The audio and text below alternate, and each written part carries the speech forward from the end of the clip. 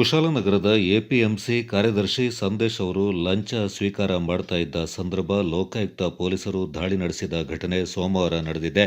ಕರಿಮೆಣಸು ಸಾಗಾಟಕ್ಕೆ ಸಂಬಂಧಪಟ್ಟಂತೆ ಸಂದೇಶ್ ಅವರು ಲಂಚಕ್ಕೆ ಬೇಡಿಕೆ ಇಟ್ಟಿದ್ದಾರೆ ಅಂತ ವಿರಾಜಪೇಟೆ ನಿವಾಸಿ ಸಾತ್ವಿಕ್ ಎಂಬುವರು ಲೋಕಾಯುಕ್ತರಿಗೆ ದೂರು ನೀಡಿದ ಹಿನ್ನೆಲೆ ಲೋಕಾಯುಕ್ತ ಪೊಲೀಸರು ಖಚಿತ ಮಾಹಿತಿ ಮೇರೆಗೆ ದಾಳಿ ನಡೆಸಿ ಆರೋಪಿಯನ್ನ ವಶಕ್ಕೆ ಪಡ್ಕೊಂಡಿದ್ದಾರೆ. ಎಪಿಎಂಸಿ ಕಾರ್ಯದರ್ಶಿ ಸಂದೇಶ್ ಕರಿಮೆಣಸು ಸಾಗಾಟಕ್ಕೆ ಪ್ರತಿ ತಿಂಗಳು ಮಾಮೂಲು ಹಣ ನೀಡಬೇಕು ಅಂತ ಬೇಡಿಕೆ ಇಟ್ಟಿದ್ರು.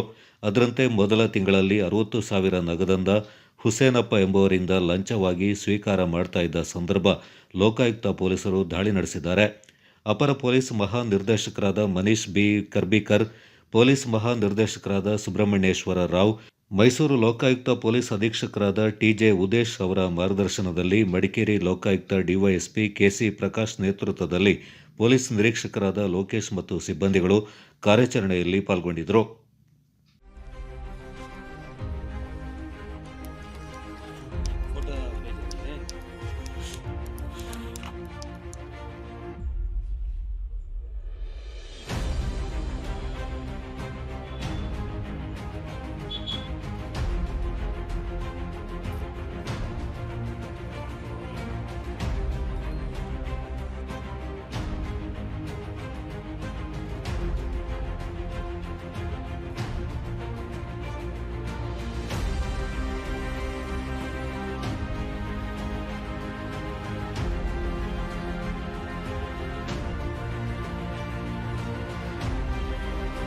Solo informe que la de por verdad, acabamos por la